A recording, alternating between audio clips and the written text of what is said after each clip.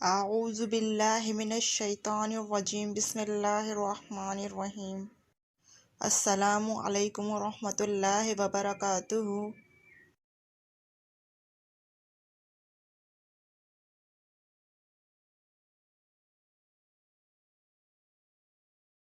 آج کا ہمارا عنوان ہے سہل ممتنع۔ آج ہم جانیں گے سہل ممتنع کیا ہے، اس کی تعریف کیا ہے، اس کے معنی و مفہوم کیا ہیں اور اس کی وضاحت کے بارے میں۔ آئیے چلتے ہیں ویڈیو کی طرف۔ سہل ممتنع۔ سہل ممتنع دو عربی الفاظ سے مرکب ہے۔ سہل کے لغوی معنی ہیں آسان اور ممتنع کے لغوی معنی ہیں مشکل۔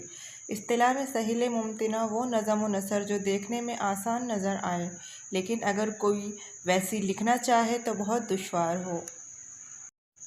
ایسے کلام کو کہتے ہیں جس میں نازک، بلند اور دقیق خیال کو بھی آسان، سلیس اور مانوس الفاظ میں قدر سادگی اور صفائی کے ساتھ باندھا جائے کہ وہ خیال و شعر عام اور معمولی لگنے لگے، یعنی قاری و سامع کو مفہوم کی ترسیل اس طرح ہو جائے جیسے ایک عام بات کی ترسیل ہوتی ہے۔ ایسا شعر جس کی نثر نہ کی جا سکے، یعنی اس میں اتنی سادگی اور عمومیت ہو کہ نثر میں کچھ بیان کرنے کے لیے باقی ہی نہ رہے، سہل ممتنع کا شعر کہلاتا ہے۔ بقول حضرت موہانی، سہل ممتنع سادگی، حسن و بیان کی اس صفت کا نام ہے جس کو دیکھ کر ہر شخص بظاہر یہ سمجھے کہ یہ بات میرے دل میں بھی تھی، اور ایسا کہنا شاعر کے لیے آسان ہے مگر جب خود کوشش کرے ویسا لکھنا چاہے تو نہ لکھ سکے۔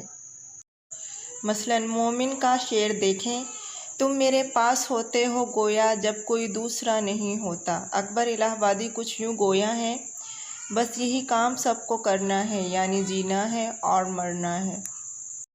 مزید اشعار دیکھتے ہیں: شہر میں شور، گھر میں تنہائی، دل کی باتیں کہاں کرے کوئی۔ ناصر کاظمی کا یہ شعر ہے۔ اگلا شعر ہے: سانس لیتے ہوئے بھی ڈرتا ہوں، یہ نہ سمجھے کہ آہ کرتا ہوں۔ یہ اکبر الہ آبادی کا شعر ہے۔ کتنا سادہ اور سلیس ہے۔ آئیے غالب کے اشعار دیکھتے ہیں: جان تم پر نثار کرتا ہوں، میں نہیں جانتا دعا کیا ہے۔ اگلا شعر ہے: آگے آتی تھی حال دل پہ ہنسی، اب کسی بات پر نہیں آتی۔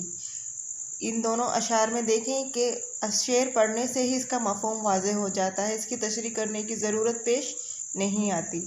اگر آپ کو ہماری ویڈیو اچھی لگے تو پلیز لائک، شیئر اور کمنٹ کرنا مت بھولیے گا، اور ہماری مزید ویڈیوز دیکھنے کے لیے سبسکرائب کے بٹن پر کلک کریں۔